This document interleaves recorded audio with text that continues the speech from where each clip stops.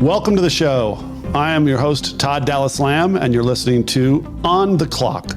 On the Clock is a venture with the Strategos Podcast Network, where we feature an array of guests to dive into all things education. We hope you enjoy.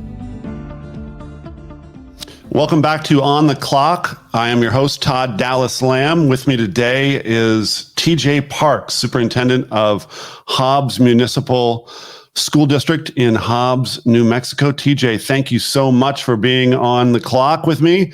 I hope you're having a great day. I know you have about, a week left in your 40-year education career. I want to congratulate you on that, and thank you for being on the show.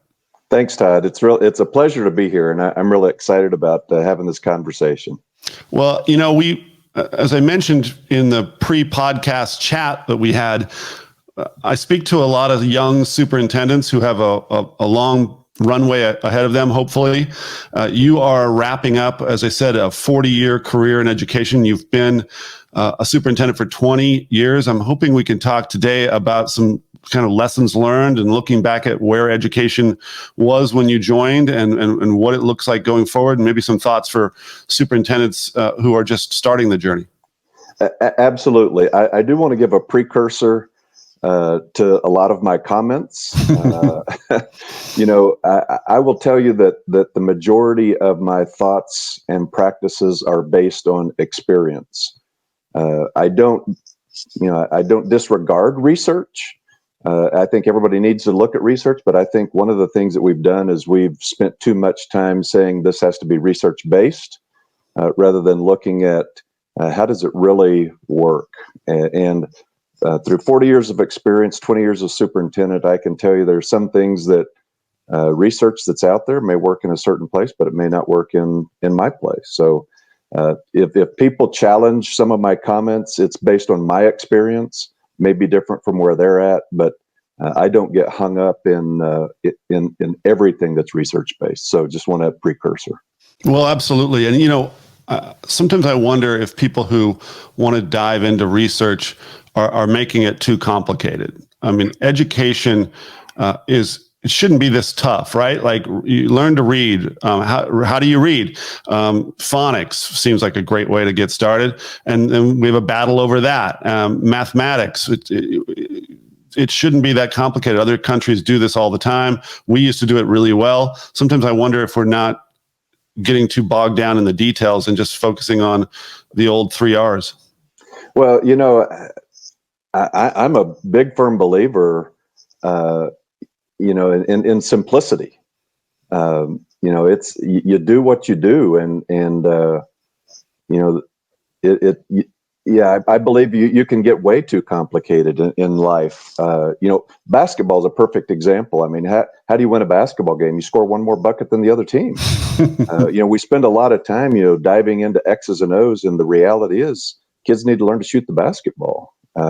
Vince Lombardi, had the greatest theory of all. You kept running the same play until they stopped you, and then you ran another one. So I think we do get bogged down in overthinking life in general. I absolutely love the analogy to sports, because I think if you look at how we teach reading, how we teach the sciences, and then how we teach football. I mean, we're not afraid to get in somebody's face and say, you have a job to do in football, do your job.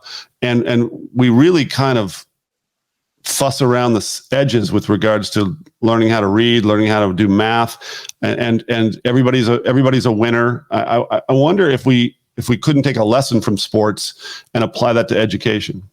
Well, and that's one of my biggest concerns, I guess, is where we've come to, not just in education, but as a society, is accountability. Nobody wants to be held accountable, whether it be personnel or students. As soon as you get into someone's face, or as soon as you criticize someone, they want to bring in an advocate. A parent does not want you to discipline the child. There is no accountability for anyone that's out there. And the reality is, and what I've told people is we make mistakes. Let's accept that, and let's accept the criticism or whatever comes along with it, and let's get better with it. But just because somebody criticizes me doesn't mean that I need to go get an advocate or somebody to represent me to argue that. Listen to it, take your butt chewing, and let's go on. Where did you get your start in education? Where did you go to college, and what was your first job in the business? So I grew up in New Mexico. Literally, I grew up a block off of Route 66. My dad owned a mobile gas station on Route 66 in Tucumcari, New Mexico. I played basketball at New Mexico Military Institute in Roswell, New Mexico. We were 12th in the nation my sophomore year. If anyone ever heard of Lewis Lloyd, who started for the Houston Rockets, Lewis was on our team. And from there, I went to the Citadel in Charleston, South Carolina. So probably 4 years of military school framed a lot of my thought process. I'll tell you, I was never turned towards the military. As a matter of fact, whenever my dad dropped me off at New Mexico Military, his comment was, give me 3 hours to get home before you call me to come pick you up. So he didn't have a lot of confidence that I was going to make it. And that's probably the only reason that I stayed, is that I wasn't going to give him the satisfaction to do that. So, 4 years of military school, can have an absolute effect on your leadership, on your thought process, whether it be patriotism or wherever you are. And you had to have clearly brought a lot of that training to your leadership role over the last 20 years. I don't see a lot of superintendents who have the Citadel background. I mean, that makes you a little different, doesn't it? Yeah, I think so. I think it makes you look at things a little bit differently. And again, I think that's where the accountability piece comes in. Accept that when somebody, we all have our hierarchies, we all have our organizational charts. And, if I'm your immediate supervisor, I expect you to respect me. I expect you to follow the orders that I give you, unless I put you in a life safety situation. And if you disobey your immediate supervisor, there's going to be consequences. And we've lived by that. Anywhere that I've been, you don't jump ranks. You don't go up the chain of command and skip some rungs of the ladder. That doesn't happen. There's a purpose for your organizational chart, a reason for doing things. It creates a good systemic ability. But you have that, and I think the system is where we have success or failures. In the systems that we've created, whether it be nationally, statewide, or locally. You talk about accountability, and it's a word that gets thrown around in education quite a bit. Particularly, it was mentioned a lot in the early 2000s with regards to state assessments under No Child Left Behind. It has gone a little bit by the wayside, particularly in the last year, when you hear districts and states saying they're not going to test students because of what they perceive as a learning loss this year. Isn't that sort of giving up a little bit with regards to not knowing where a student is through an assessment? The testing, I think, is misplaced. I think there's a huge misunderstanding of the purpose of testing. The accountability piece is really not just for the teacher, but it's also for the student. That we want to see the progress of the student, what they're making, right? I mean, that's the purpose of testing, is to say, so we've imposed this on a child. Did it work? If it didn't work, then let's regroup. Again, just like in coaching, you go back and watch game film. That play didn't work. Let's change that. Well, in education, you have that short cycle or your interim assessments. If it's not working, you've got to redo that or redefine how you're doing that. And I think the problem is teachers a lot of times felt that they were being overburdened by that and being held accountable on some things that they had no control over. The home life of a child. If you give an assignment to a child and the child doesn't do it, and then the child fails, then I'm held accountable. Yes or no? I mean, I don't have that argument, but I think the biggest thing whenever I look at accountability, and I struggle with this on a daily basis, is what do we measure? What makes a child successful? Whenever they graduate from high school in Hobbs, New Mexico, all of our students wear a black and gold gown, and that's a big deal to us. So when they walk across that stage in that black and gold gown, Do they have the skill sets to be successful, whether it be college, whether it be technical school, military, straight to work? Did we give them the skill sets? And I don't know that as a nation, I can guarantee you, as a state in New Mexico, we've not defined what those skill sets are for them to be successful. So when we talk about accountability, how do we measure that when we don't even know what the skills are? There's an old saying in politics nationally that politics ends at the water's edge. It used to be that you didn't criticize a politician of either party if they were doing a visit overseas or they were working on something that was focused on international policy. Do you think that politics in your 40 years has become really part of the problem with regards to education? If you could remove politics out of education, I think you would see a tremendous improvement in the quality of education. So I had a man that worked for me for several years, and he was in charge of our data and assessment from Thailand. His comment was, in the Asian countries, they set a 10-year plan, and then no matter what happens in their government hierarchy, you can't mess with that plan. And I think that's what happens. You know, we go either every 2 or every 4-year election, and we do a fruit basket turnover because somebody comes in with a new plan, and you can't do that to educators or to students. You know, gosh, the kids that are graduating today that started kindergarten 13 years ago, can you imagine the different changes or different concepts that people have brought into them? And yet we don't give it enough time to say, this has a long-term effect, positive or negative, to this child, because everybody brings in their new ideas. So if we could remove politics out and have a national consortium or a state consortium that said, you know, whether it be bipartisan, let's look and let's create a plan that is a 10-year plan, and this is what we're going to stick with, and this is how we're going to move forward. I think people can buy into that. And granted, that's what was the plan from the No Child Left Behind. I mean, that was the intent. But as time went on, it kept getting tweaked. And so, you know, you didn't have the fidelity of the implementation of that. So you really don't know how that worked out. But I can tell you the pendulum has swung hard the other way, out of assessments to now, you know, the entire conversation is social emotional learning. It's absolutely the buzzword. That now, and I hear learning loss, and I hear now some, only in America during the social media world that we live in, there's people fighting back against that phrase of learning loss during the last summer. And I guess I don't even know where I fall in that argument. I'm not sure I want to get engaged in it, but social emotional learning, is that something that might be a bridge too far with regards to what education is capable of doing?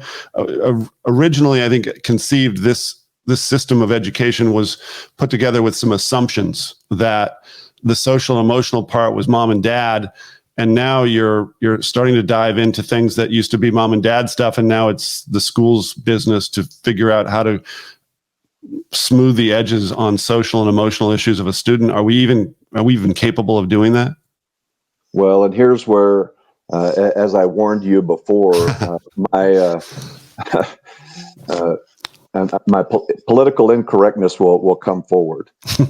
We are imposing our beliefs on children at 3 years of age. We are raising your children.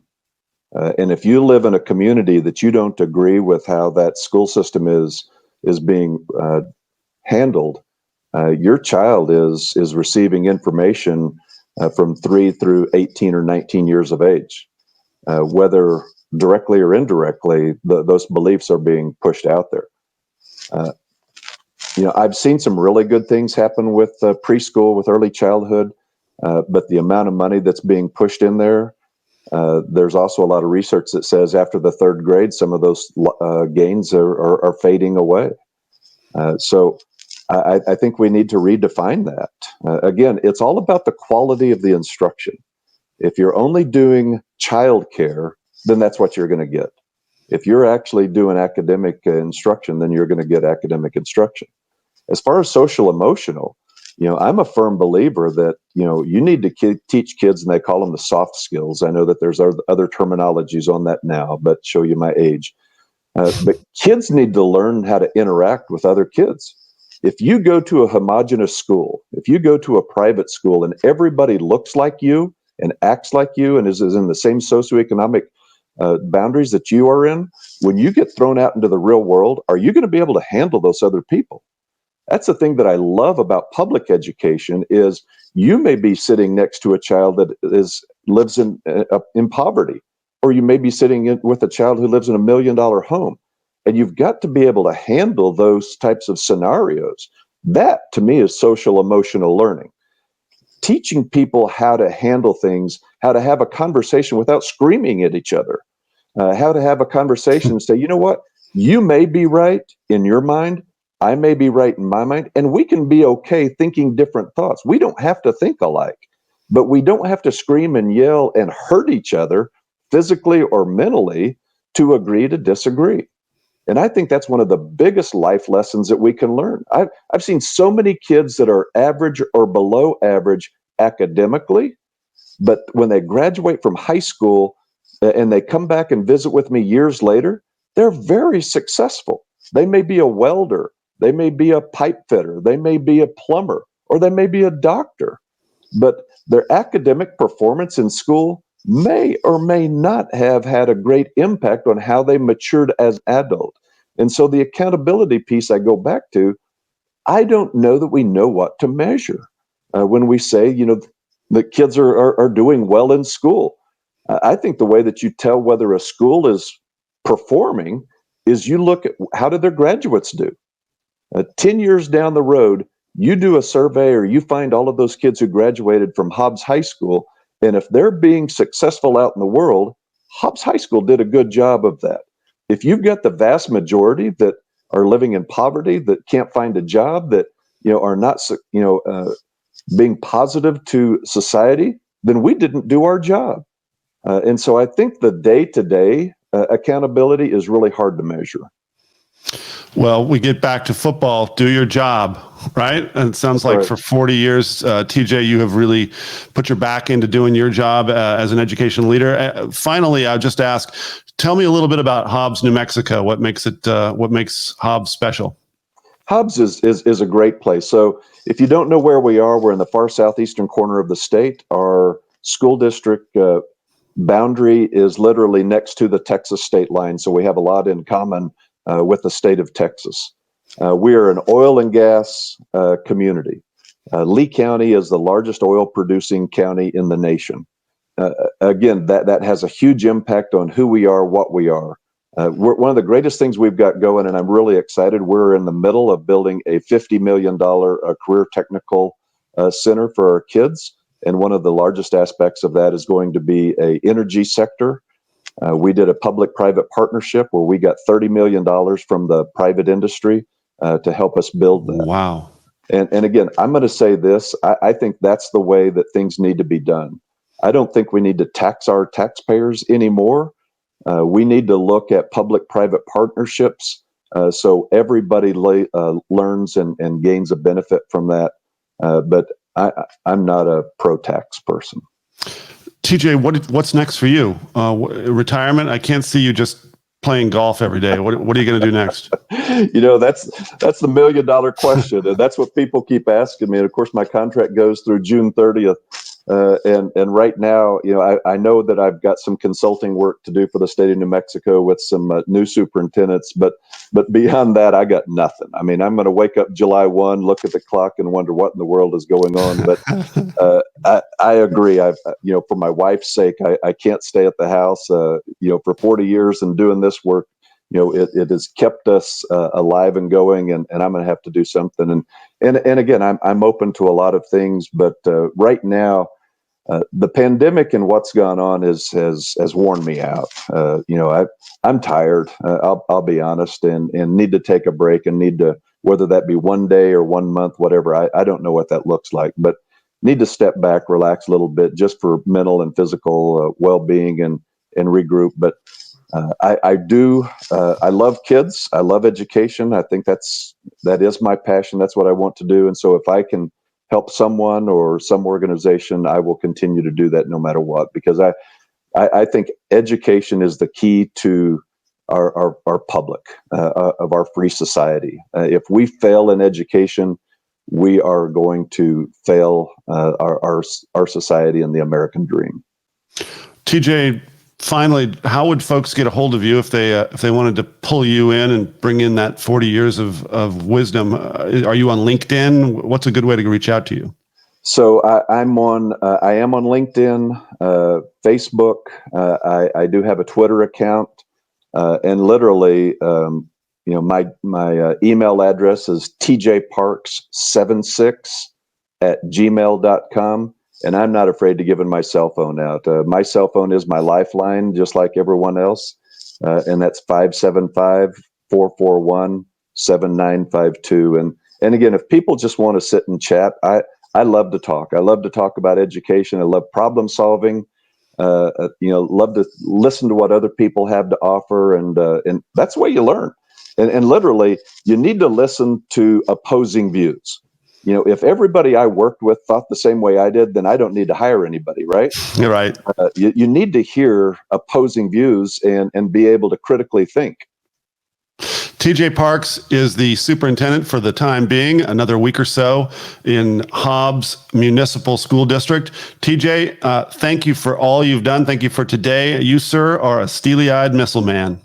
Well, thanks, Todd. I appreciate it. I have enjoyed our relationship and love following you. And education has been a pleasure to me. It's not been a job. It has been my livelihood, and I love it. So anything I can give back to this, I would love to give. But thank you for what you do. You have a very important role as well, and I thank you and appreciate it. I appreciate you. Thank you so much. His name is TJ Parks, and get a hold of this guy. He can help somebody out in this world of education. He's got more to give. I'm certain of that. Thank you, TJ. You bet. Thanks, Todd. You bet. If you want to learn more about the show, please visit www.strategosgroup.com. Please consider subscribing on your podcast streaming platform so you don't miss out on our next episode. And until next time, I'm Todd Dallas Lamb, signing off.